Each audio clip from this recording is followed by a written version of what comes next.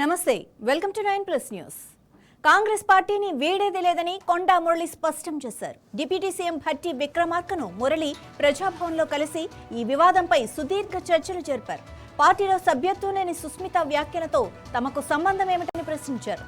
సుస్మిత వ్యాఖ్యలకు తాము బాధ్యులం ఎలా అవుతామన్నారు. ఇప్పటికే ఏఐసీసీ అధ్యక్షుడు మల్లికార్జున ఖర్గేను కలిసి మంత్రి కొండా సురేఖ వివరణ ఇచ్చారు. మొత్తానికి మంత్రి కొండా సురేఖ వివాదం తెలంగాణ కాంగ్రెస్ ని కుదిపేస్తోంది.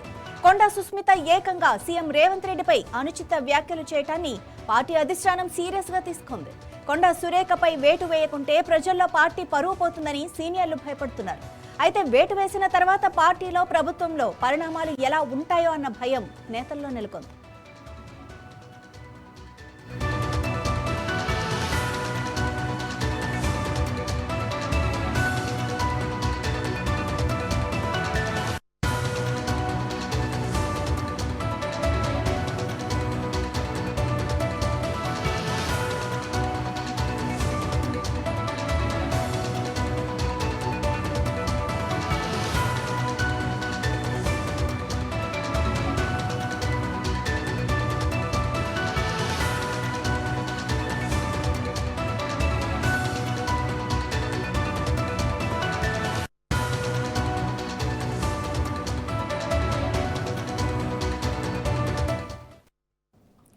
కాంగ్రెస్ పార్టీని వీడేదే లేదని కొండా మురళి స్పష్టం చేశారు. డిప్యూటీ సీఎం భట్టి విక్రమార్కను మురళి ప్రజాభవన్లో కలిసి ఈ వివాదంపై సుదీర్ఘ చర్చలు జరిపారు. పార్టీలో సభ్యత్వం లేని సుస్మిత వ్యాఖ్యలతో తమకు సంబంధం ఏమిటని ప్రశ్నించారు. సుస్మిత వ్యాఖ్యలకు తాము బాధ్యులం ఎలా అవుతామన్నారు. ఇప్పటికే ఏఐసీసీ అధ్యక్షుడు మల్లికార్జున ఖర్గేను కలిసి మంత్రి కొండా సురేఖ వివరణ ఇచ్చారు. మొత్తానికి మంత్రి కొండా సురేఖ వివాదం తెలంగాణ కాంగ్రెస్ ని కుదిపేస్తోంది. కొండా సుస్మిత ఏకంగా సీఎం రేవంత్ రెడ్డిపై అనుచిత వ్యాఖ్యలు చేయటాన్ని పార్టీ అధిష్టానం సీరియస్ గా తీసుకుంది. కొండా సురేఖపై వేటు వేయకుంటే ప్రజల్లో పార్టీ పరువు పోతుందని సీనియర్లు భయపడుతున్నారు. అయితే వేటు వేసిన తర్వాత పార్టీలో ప్రభుత్వంలో పరిణామాలు ఎలా ఉంటాయో అన్న భయం నేతల్లో నెలకొంది.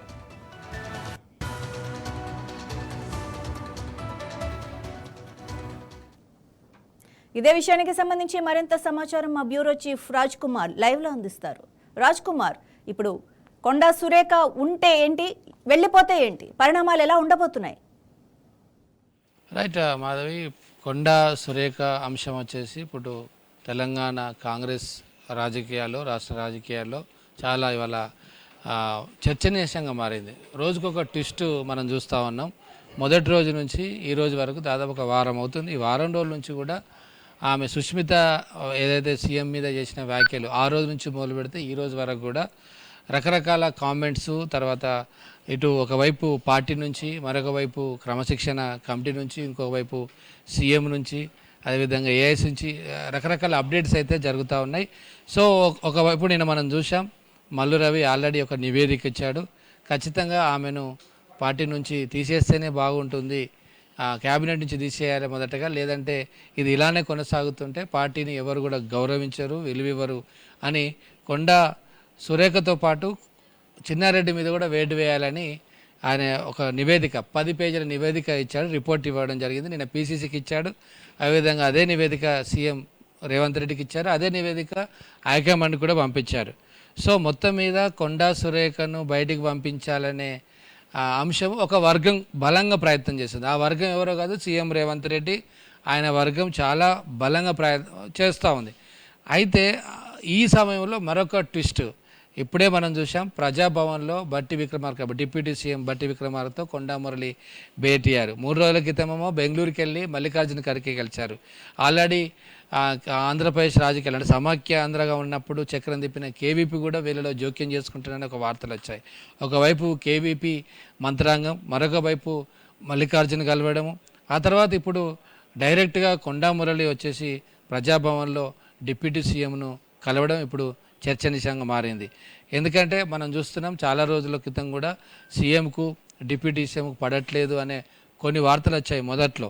ఎందుకంటే డిప్యూటీ సీఎం ఇప్పుడు బట్టి కూడా ఒకప్పుడు సీఎంగా ప్రయత్నం చేసి ఆయన కూడా రేసులో ఉన్నాడు, సీనియర్ నేత, దళిత సామాజిక వర్గం చాలా ప్రియారిటీ ఇస్తుంది అనుకున్నారు. కానీ చివరి నిమిషంలో సీఎం రేవంత్ రెడ్డి పేరు వచ్చేసింది.